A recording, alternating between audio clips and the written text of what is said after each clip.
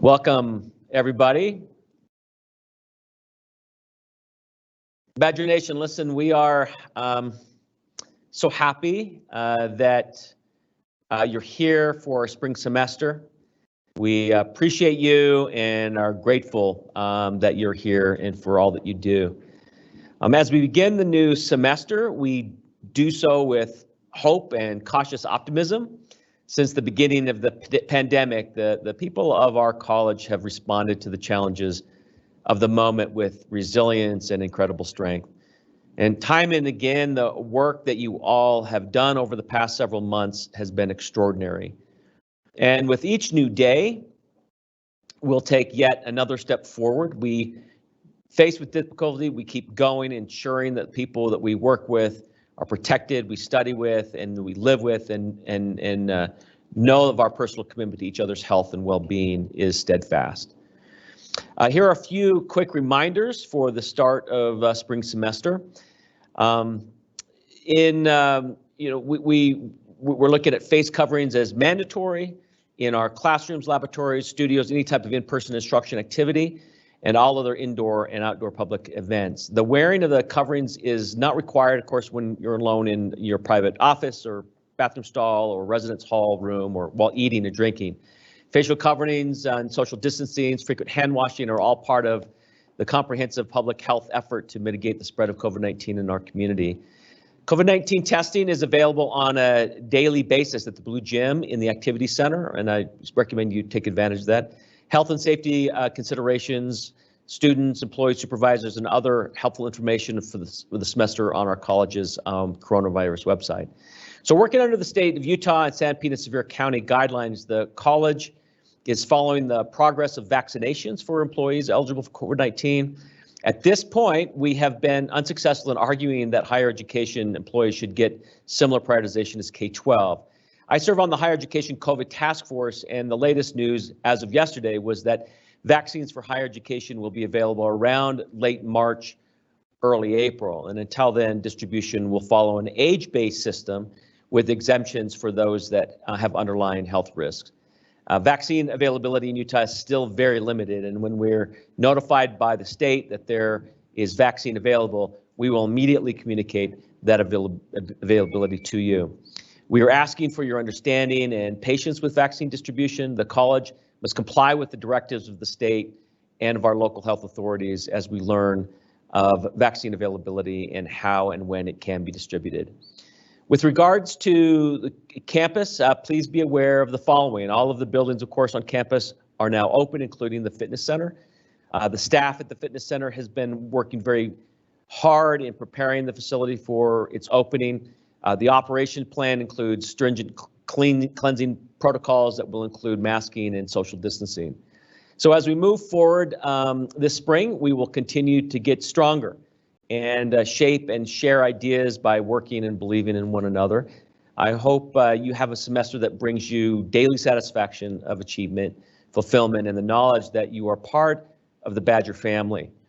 We are all in this together, and we will get through this together. Again, welcome back, and let's keep protecting each other. So listen, I also want to, there are a couple things we want to take care of today. And one of the first things I'd like to take care of is actually a swearing in of our police officers. One thing that we're very proud of here at Snow College is that we are the safest campus in Utah. And we take that very seriously.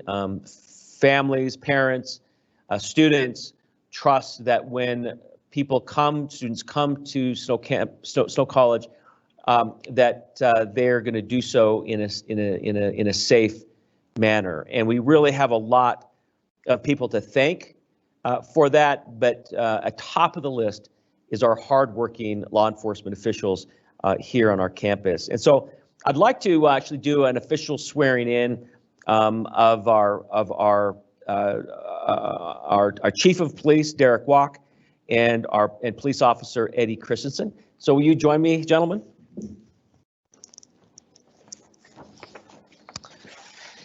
So again, gentlemen, thank you so much for all that you do. I personally know how hard you work and how committed you are to the safety and well-being of our campus. I've seen it. I see it every day.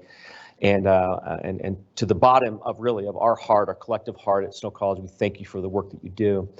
And so in that spirit of solemnity and soberness about the work that you do and the respect that needs to come with your roles, we would like to swear you in. And so if you wouldn't mind repeating after me, please raise your right hand. I state your name. I, Dave Wilkinson, Do solemnly swear solemnly swear that I will support, obey, and defend that I will support, obey, and defend the Constitution of the United States, the Constitution of the United States, Constitution of the State of Utah, Constitution of the State of Utah, and the laws and ordinance of Sanpete County, and the laws and ordinances of Sanpete County, Ephraim City, Ephraim City, and the policies of Snow College, and policies of Snow College, including Snow College Public Safety, including Snow College Public Safety, and that I will discharge and that I will discharge the duties of my office the duties of my office as a peace officer with fidelity. as a peace officer with fidelity.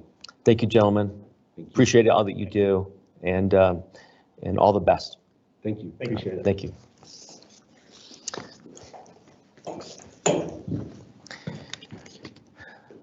So just want to remind our listeners that we have some key cabinet members and staff members on our town hall today, but we also want to make sure that we're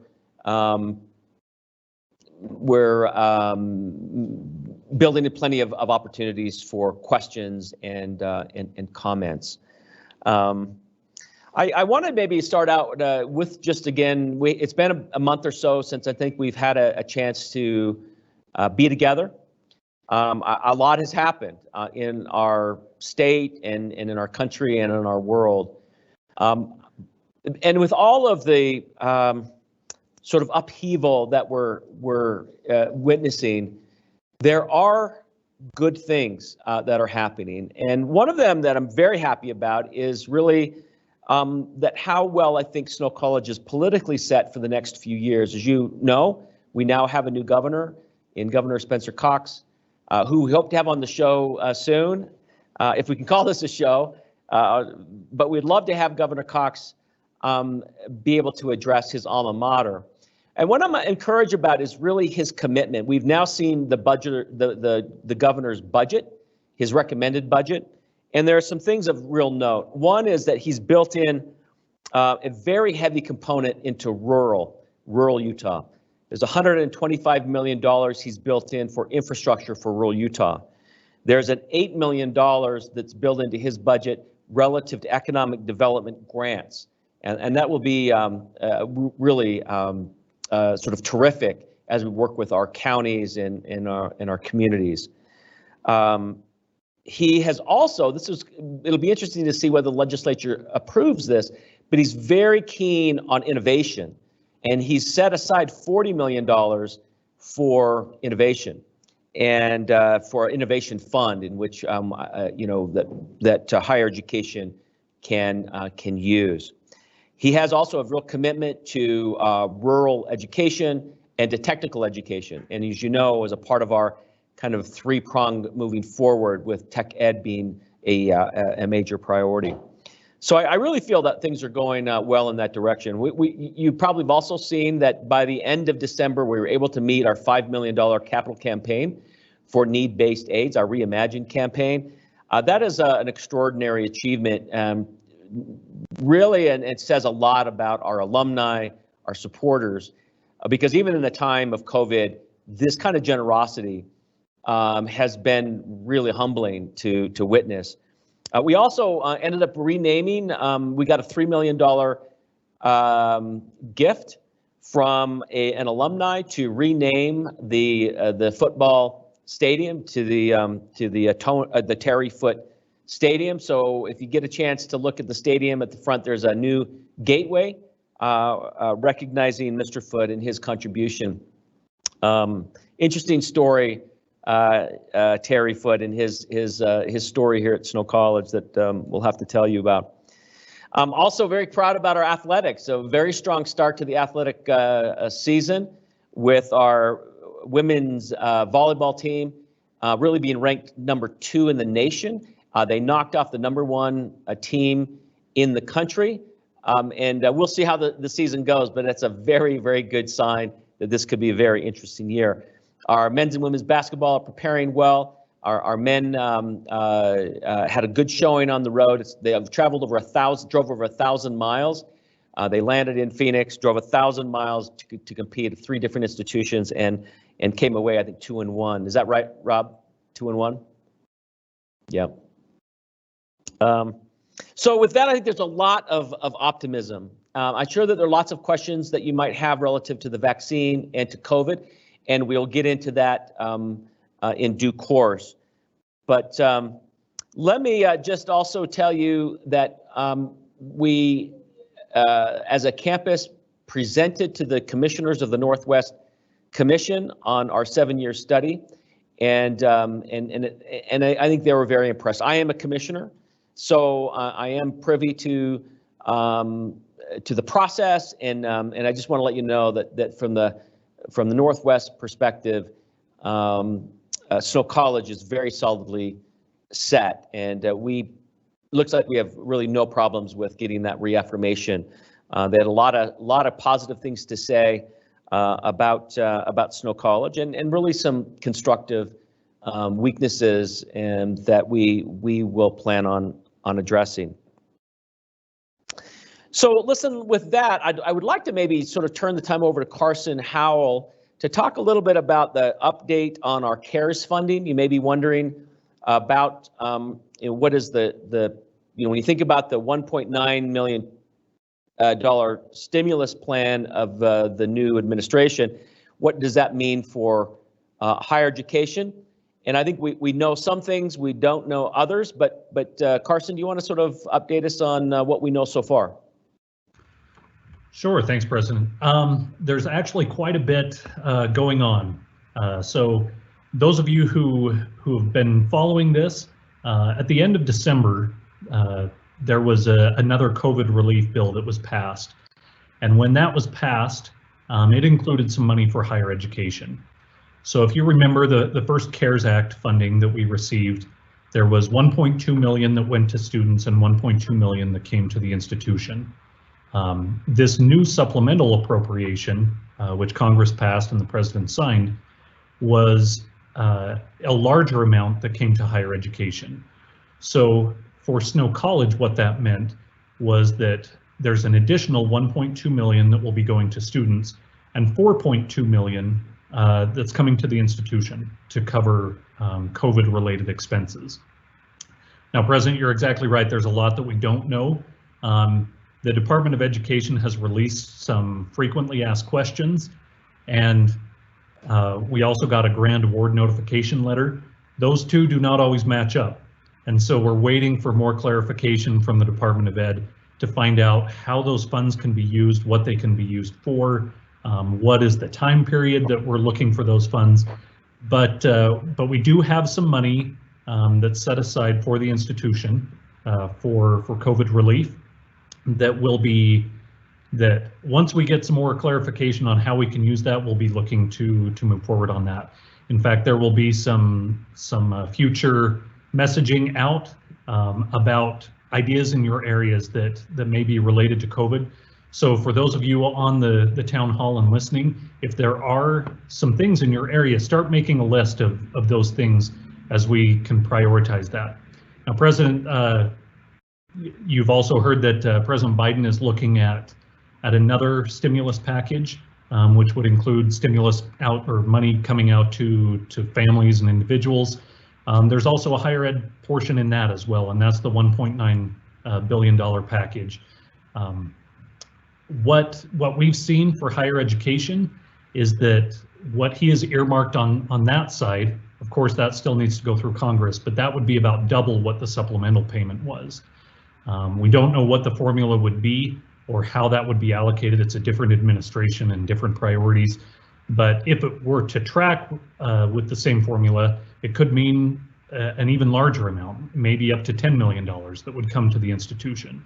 So there is a lot of funding that's headed our way to help with COVID-related expenses, and also strategic investments of those funds to help us as we transition to different methods of teaching, safer methods of teaching, different things that we can do, enhancements across campus for a pandemic or for the health and safety of students. So that's kind of what we know. We just know that there's some money in the bank, but we don't know how to spend it. And so that's what we're waiting on from the feds. Give us an update on where we are in the state budget. You know, the state budget is looking better than we thought. Give us what you know about the state budget. The state legislature has convened. We are now, in fact, tomorrow I'm presenting on behalf of Snow College both on Wednesday and Friday with our Snow College's sort of context. Give us a sense of what you know about the state revenue situation. Sure. So the state revenues have actually come in fairly strong. That was surprising. When the pandemic started, we didn't know exactly what to expect, and so there were cuts made across the board. There was a lot of fear of what this is going to mean for the state budgets. The good news is that the revenues have come in strong, and so there is going to be some money coming to higher education. They've looked at different priorities across the system. If you may recall, last year there was a 2.5% compensation that was passed, and then it was rescinded. They're looking to go back and now do a 3% compensation increase this year. At least that's the first talk about that. We're looking at funding a lot of the priorities in higher education and across the state. And there's also pretty strong one-time revenues. So those would be funds that we can't count on every year, but those are funds that there's a lot of one-time money in the state. And so they're asking the system and the institutions to look at one-time priorities, things that we can use just a single shot of money that we could look at enhancing things across campus. And so that's all been communicated back to the system and to the legislature, but things are looking pretty good for us. Again, this is early on in the session. President, as you mentioned, we haven't even presented yet. So, but we expect a good session with a lot of support for higher education. I think most of the legislators are aware of the impact that COVID has been for higher education and the struggles that all the institutions have seen, and they're looking for a way to help all the colleges and universities. Listen, we continue to sort of welcome questions and comments in the chat board, but while I've got you, Carson, tell us a little bit about, we had a flood in our science building. Give us an update on where we are there. So we did over the Christmas break, and kudos to faculty that one of the faculty members, Adrian, was heading back into his office to get a book or something like that, from what I understand, and heard water. It appears that there was one of the fire suppression sprinkler heads up on the 3rd floor that froze and broke, and it had been shooting out water. The water leaked all the way down to the 1st floor. There was some pretty substantial damage, but over the holiday break, the facilities crew and faculty employees were all involved in helping clean that up, and we're able to move forward. The state risk management department is helping us out with those costs as our building is insured with them. And so while it was a disaster, it could have been much more disastrous. But I think it highlights, President, the dedication of a lot of the employees here at Snow College that over Christmas break, the day after Christmas, are coming into the office and cleaning up a water disaster. And so while it's unfortunate and it's disrupted a few things, I think it's also highlighted a lot of the good employees that we have across college. No, it's an extraordinary effort. It was just amazing, the commitment that our people have to this place. Let me shift a little bit to our COVID questions,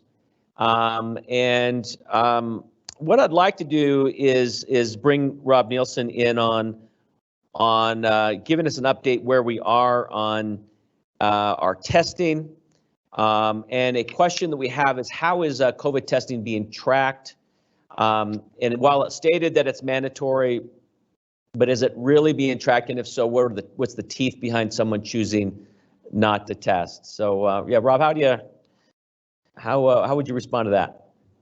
Well, so far, since school started, we've had 3,340 tests administered. So that is almost 100% of the student body. It is mandated and required, but at this time, there are no sanctions to be had.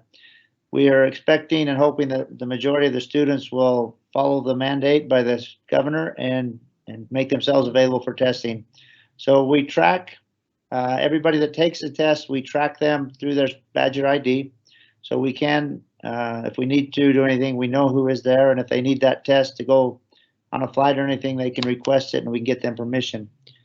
With those 3,300 tests, we've had about 2.4% be positive. And so as they get finished with the test, they put in on the app whether they were positive or negative, and we're able to track each of those and keep track of that. We've had about 50 cases since school started. 40 of those have recovered, and we're working with the other 10 to be quarantined or self-isolated, or if they've gone home. So we're doing really well. The students have been coming to get tested. Faculty and staff are being tested. So we're doing what the states ask us, and we're at least we're probably better than most of the institutions that we talked to yesterday on the state call. Our students are responding as they did in the fall and kind of doing what they need to do to stay here on campus. So we just need to have them keep coming every 2 weeks, and we're working on incentives and some things to hopefully get them to do. For more information, the website is updated daily with all of our cases, with all of our tests, with everything. I did want to add that we're testing every day here on campus. We're also testing every Wednesday in Richfield, and we're looking at the need if we need more hours down there for the students. So they're looking at that and talking to students to see if we need more hours down there. The other thing we're looking at is vaccinations. We learned a little bit about vaccinations.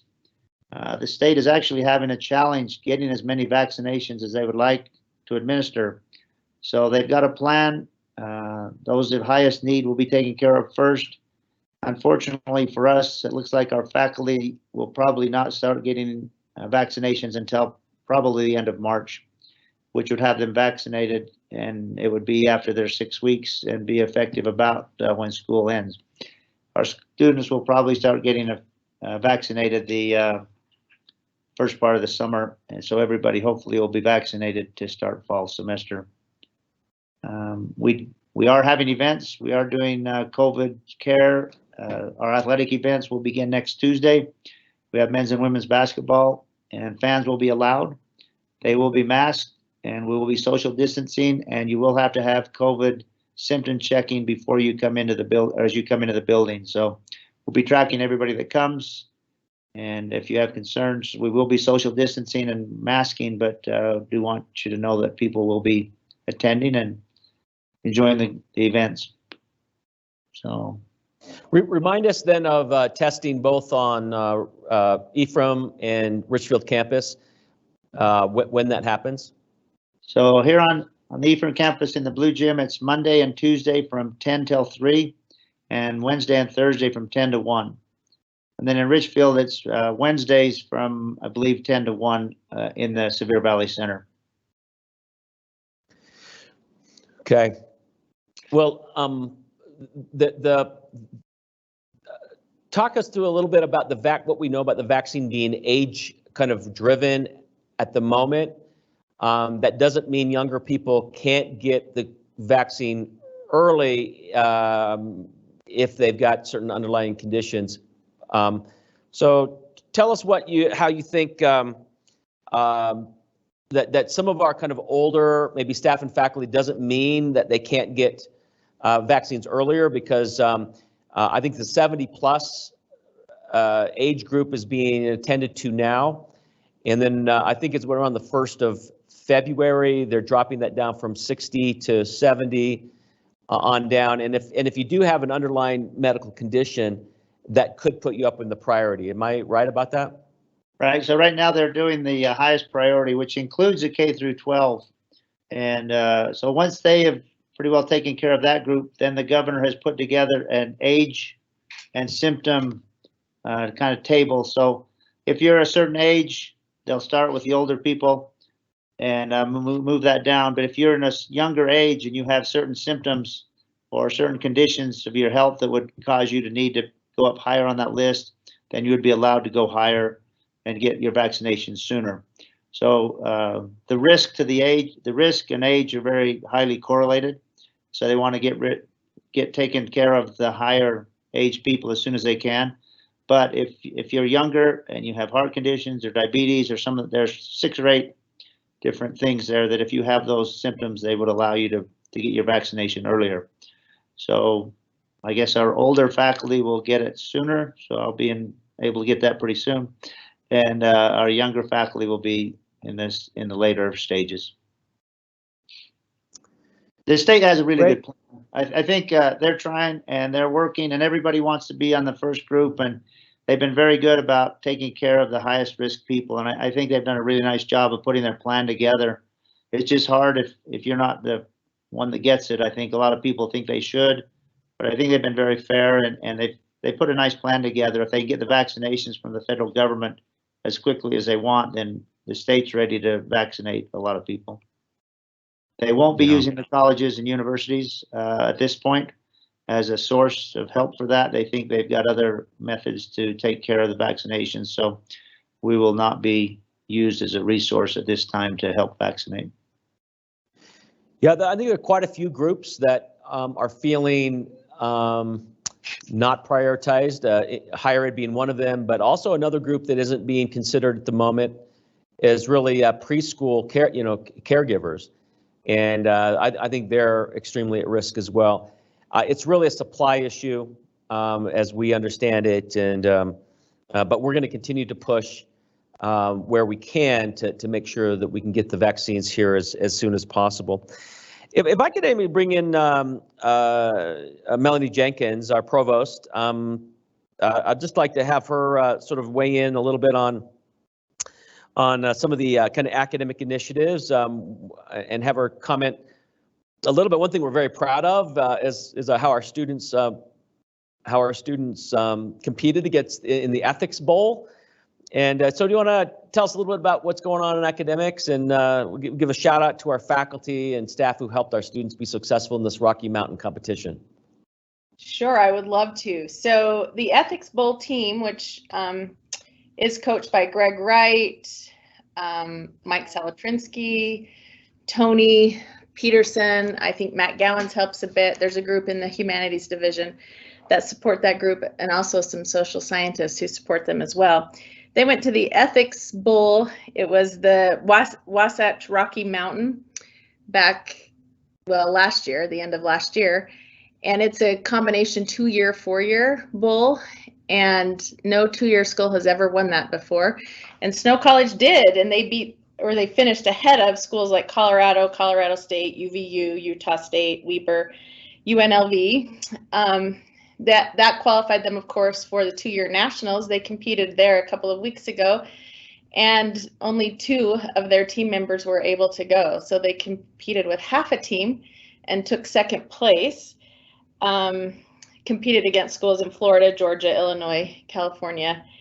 And the end of next month, they go to the 4-year nationals. They're, I think, a little nervous, but also kind of proud to announce that they'll be competing against schools like Harvard, Yale, Northwest, Stanford, Tufts, Seattle. So that'll be great publicity for Little Snow College to be competing in that environment. And given their performance so far, we expect them to perform well there. Other news, we have 2 new deans.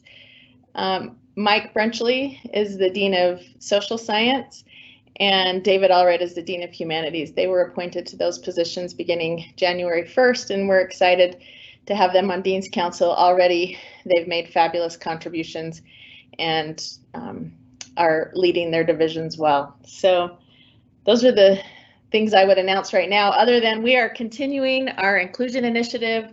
We're working hard on that. It is absolutely our goal in academics to help every student succeed, no matter their ability, their preparation. We want them to be successful at Snow College. So that's a big focus for us still. Just a reminder that one of the commendations that Snow College got was over our general education program, and it was really fun to be able to talk to other commissioners about that. And we're very proud of kind of the high impact practices that we have, that our faculty have and so I also want to announce that we are going to forego for now a search for our provost, mainly because, well, two reasons. One is Melanie is really doing a terrific job, and the other is really, I think when we have a lot of initiatives kind of going on right now, one more management change probably isn't a great idea, but I have a lot of confidence in Melanie and our Dean's Council in sort of steering Snow College academically really well. So we'll put that off probably until about this time next year. But just a real kudos needs to go to our academic team, which also includes really Stacy McKiff. Stacy, as you know, is our interim vice president for technical education. She's hit the ground running on this. And so, Stacy, do you want to say a few words? We present tomorrow on our technical education and priorities. But do you want to sort of report on the tech ed side? Sure. Thanks, President. Well, one great accomplishment we've had over the last few months is making a visit to 3 of the technical colleges in Utah. And so a lot of our faculty have participated there. And I just want to give a huge shout out to the faculty who are working hard to make these transitions, and also to the faculty and to the staff that are helping, in addition to the faculty. This is a big job. It includes everybody. And so we've got everybody from student services to the Office of Institutional Effectiveness to faculty and marketing, all helping us make this happen. So I want to say thanks to everybody who's helping. So just a little bit about the legislative request and the president's presentation tomorrow. We're going to be asking for some tuition offset money because, as you know, the tuition is going to be lower for technical education programs. And we'll be converting quite a few programs this coming school year. And so we're asking for some money there, as well as some student support specialist funding to help the students know what they're doing and keep track of them in this new format. We're also looking to expand some faculty contracts into summer and maybe some evening hours. And so that's another piece of the request, as long as we can get some help with our transition for the curriculum transition that we're going to be making for this different method of delivering curriculum. And so those are the requests that we'll be making to the legislature this year, and really happy to hear that we're better off than we thought we were as a state. So our hopes are higher that we're going to get this funding that we're looking for. I had a chance to go up to, with the tech ed team, faculty and staff, and with Stacy up to the Davis Tech College, as well as the Ogden Weaver Tech College. And we have I just am really pleased with these partners. They're willing to share everything that they know. They've been at it for a while. We're kind of in a learning mode. And so I really want to thank those that took the time to go up. It was a 2-day visit up in northern Utah. The team had also earlier in the year, actually late 2020, had also visited Southwest Tech. So anyway, it was fun to be there to actually see how competency-based education works, what does open entry, open exit really look like, and it was good to be able to have our faculty and staff get some networking support with colleagues around the state. So let me, there was a couple of questions, and I go back to Rob on COVID. One of the questions that we had is that if someone received a rapid test and it was positive, how is that, that's tracked, I guess, and it goes right to the CARES team. But talk to about the process that if a student or staff or faculty member received a positive rapid test, where does that information go? There's no information that's given about the individual, but as an aggregate, we send that information to the state, and they're tracking every test we give and the results, along with every other institution. We encourage that person then, if they want to go get a test down at the health center to confirm that this test isn't 100% positive. So if people choose to, they can go get a test, and if they go to the health department or the doctor's office, then they test that and they keep track of it from the state as well. But ours are kept track of here locally, and then we send that information to the state every day, so that's calculated as part of the state information, but not any individual information, just the positive or negative test. How do the care teams then get engaged? At what point do they kind of help provide emotional and other kinds of academic support for those that are positive? So as soon as we identify someone positive, a member of the care team meets with them right then as they finish the test and explains to them what their options are and what we can do to help them. And we start working with them from that minute on to get them their meals, the class information, their faculty, and to give them options of whether they go to Nuttall Hall and stay on their own, quarantine there. A lot of people choose to go home and quarantine at home. And so we just work with them from that time to check with them a couple of times a day to see how they're doing, and make sure we follow up with them for food and their classwork. There was a question about, we have our rapid testing. What's your advice to those that ask that whether they could have community members or family members? Are they eligible for a rapid test? Yes, and in talking with the state, the whole thing here is to try and overcome COVID. And so if we can help with community and getting more people tested, they're very encouraging that we do that. So we've got a different, we've modified our app so that we can test community people and keep track of them as well. So if people want to come in and be tested, we're happy to do that and oblige. Even if they have different hours, we've been able to work with people, come in on their time that works for them. We're trying to be as flexible to test as many people as we can and see if we can't work to contain this COVID. So other people are welcome, and we'll be tracking their results as well, just not through Banner like we do the students. Maybe I can turn to Josh Hales for this question. The question is, if faculty and staff, are they still getting work accommodations, right, if they test positive for COVID, working from home, days off, etc.? Yeah, so related to that, as many of you know, in March, Congress passed a law requiring us to offer extra leave for employees who need to be absent for COVID-related reasons. That law expired December 31st, but what we're still doing is, if you do have to quarantine, we're asking you to work from home if you can, and if you can't, then sick leave is available for those employees. So,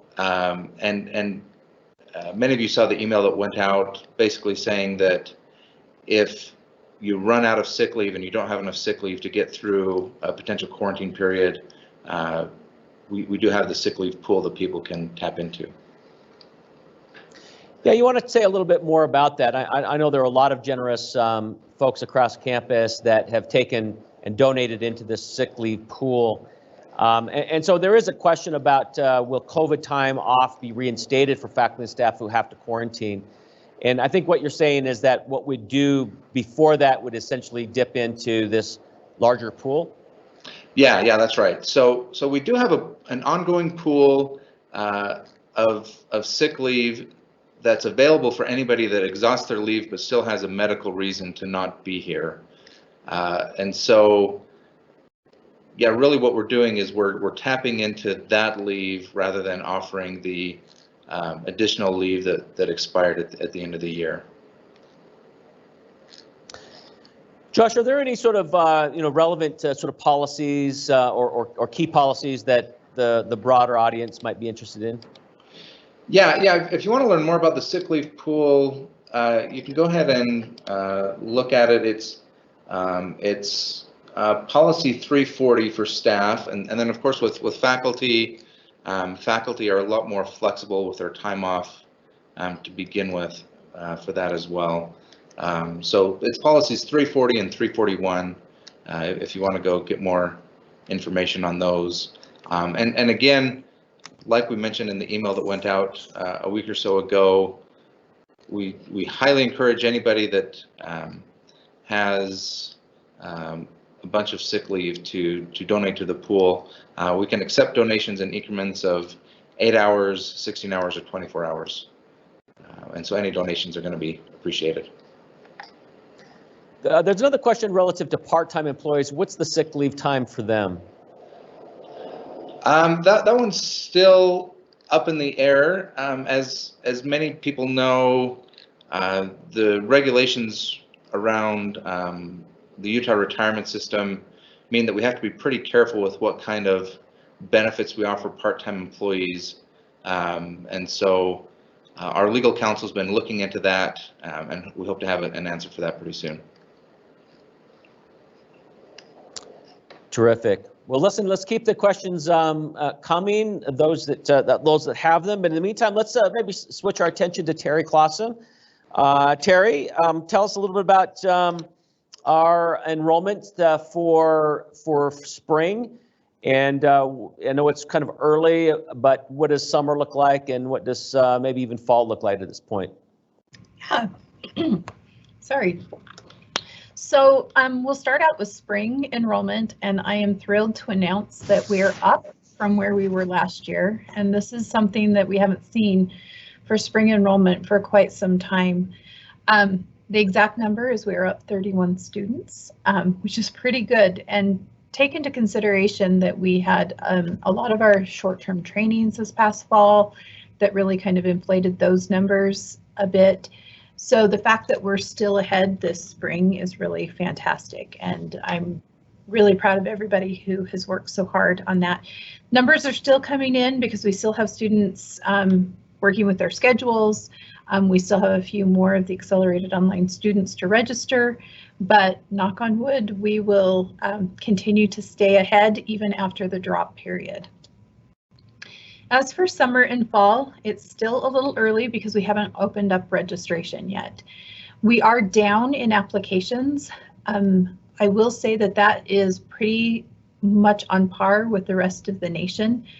Most institutions are down 10% or more. And really the only institutions that are up right now are the highly selective, such as the Ivies. And so that is something that we're continuing to work on as we meet with potential high school students or potential students that are still in high school. Knock on wood that we can be in the schools pretty soon. We've had to get a little creative because we've been limited in the activities that we've been able to do.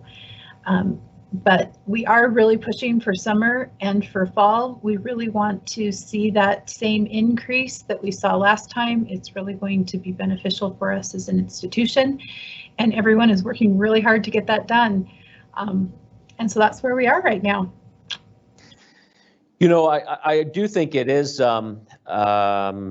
maybe important to maybe point out that we do have a very tall hill to climb when it comes to enrollment. I'm almost reading daily through the Chronicle of Higher Education or Inside Higher Ed about the enrollment, the impending enrollment implosion across the United States and including Utah. We're actually quite concerned about this. So Terry, you want to talk a little bit about this? We don't want to be doom and gloom, but I think we need to be sober about this. That getting any growth at all is going to take a lot of work. And some of the things that, do you want to tell us a little bit about what you think that sort of the crosswinds or the resistance that we might have in front of us relative to new students? Absolutely. So I've actually been aware of this impending catastrophe in enrollment terms for quite some time. We've seen the fact that traditional age college students, the numbers are going to drop drastically in the year 2025. And if you think back, that's when our last recession hit. And so a lot of people stopped having children due to financial reasons. And so we're seeing this dip over the next few years as a direct correlation. With that being said, the winds are kind of telling us if we want to increase enrollment or continue to be viable, we need to look at different markets. And so this is a very good time for us to be looking at technical education. It's a very good time to look and really hone in on some of those post-traditional students that are older, that might need some different types of, synchronous or asynchronous online options to help them further their education. Utah leads in some college and no degree. And so this is a really great opportunity for us to move into that non-traditional area as well as technical education. That's another place that, as we talked, the governor is focusing on technical education and skilling up those students. And so those are two areas where we can really put a lot of our efforts in as the potential high school graduates continue to decline. I want to be able to say something here that I've been wanting to say for some time, that even though there is really a lot of kind of momentum towards technical education through the use of and also the use of technology, I want to be very categorically clear about our commitment to general education and to university education and transfer education. This has been our bread and butter, and we are not going to give up on our commitment to liberal education, general education, because we know of what value it provides for people in the long run. So that said, I need to make sure that Snow College understands that from the very top of its leadership, that we're very committed to our historical mission. It's the type of education that I think prompts better citizenship. It allows greater creative and critical thinking, all of those things that are transportable in terms of skill sets. So while that some of the narrative continues to sort of maybe privilege technical education, online education, etc., this is really about trying to broaden our base of providing learning platforms for different kinds of learners. But we are known and will always be known really for our liberal education and general education mission. And so I really wanted to make sure that message is quite clear. Anything else, Terry, on enrollment? Anything that you suggest that people do? Continue to get the word out for Snow College on social media. Yes. Any other thoughts? I would just say continue to talk to everyone about what a fantastic place Snow College is, and we need to sell it. We want as many individuals as possible to have the great education that we offer here. So share it on social media. In a little while, we'll have a video that you can share on your social media. We're holding it back for our junior tour that's going on right now, but soon we have a really fantastic video that we're going to ask all of the community to share. It is really terrific. It's a beautiful piece of work. It's really terrific. Hey, listen, we have only about 7 more minutes, and one thing I've been really looking forward to with this town hall is to recognize our staff association employees of the semester. And I would love to have Josh talk about this, and then let's announce those recipients. But you want to talk a little bit about process here before we call some people out and shine some light on them. Yeah, absolutely. I'm really excited for this as well. So just a little bit on the process.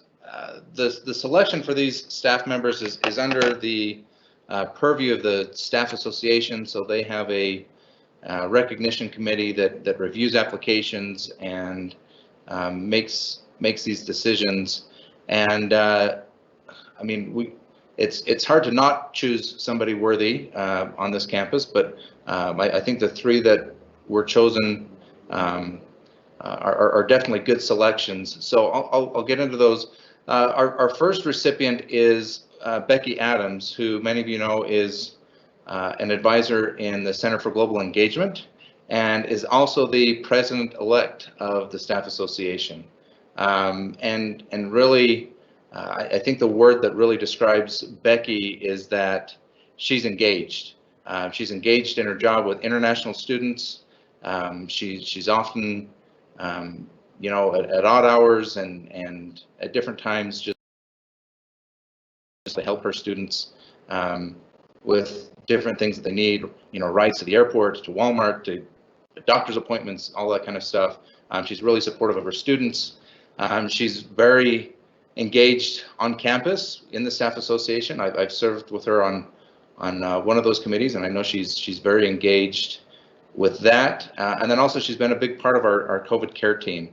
And you know, she's taken that really engaged attitude to that as well. So congratulations to Becky, very deserving.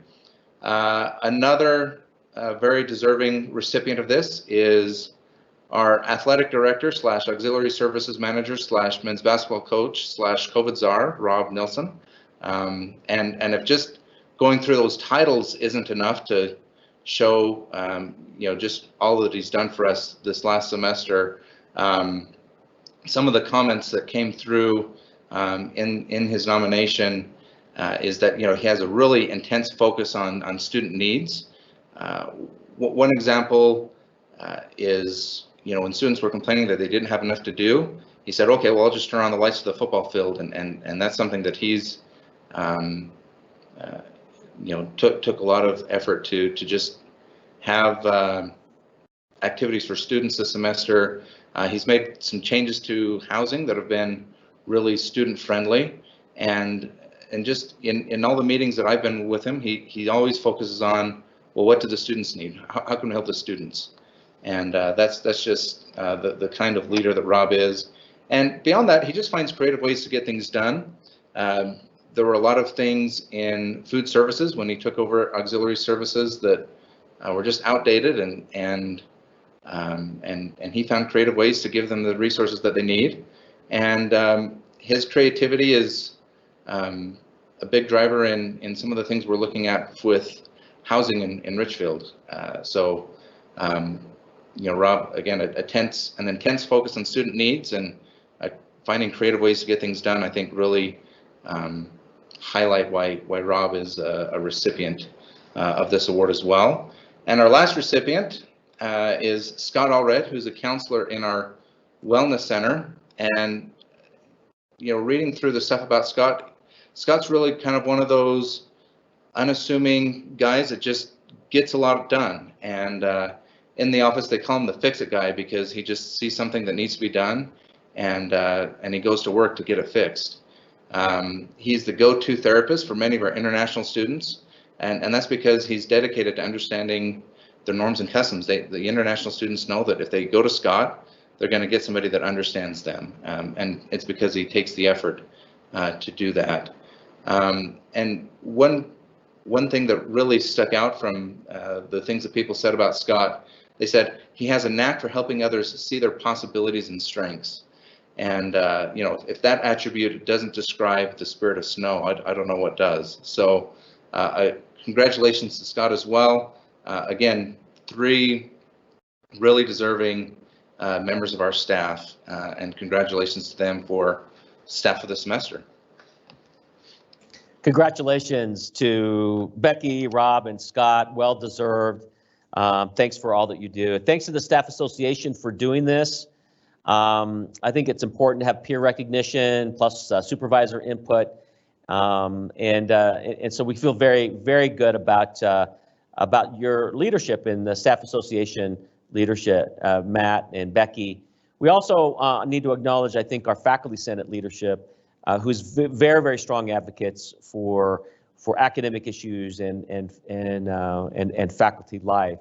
With Dr. Smith and Renee Fetz, we really appreciate your input, and as you collect input from faculty, then you're very effective in bringing those to us. So thank you for your work in that regard. We have only about a minute left, and if there's one more question that people would like to ask, please do that now. While we're maybe closing down, we just want to invite you to our next town hall. It will be Tuesday, February 23rd, at this same time. We again we're open always for feedback and suggestions, ideas, as we move forward. I feel very good about our strategic plan and the strategic priorities that are moving forward. I really do feel that we're positioned well for strength, even for strategic growth. And I think we really have the right people in the right spots for now. And I just want to sort of communicate that hope and optimism that I have. I love coming to work every day. I love sort of working on behalf of our students here and our communities, and consider it a terrific honor to be a colleague of yours. So thanks for all that you do. And with that, we'll close it down and again, have a terrific rest of your semester. And we'll see you again on February 23rd. Thank you.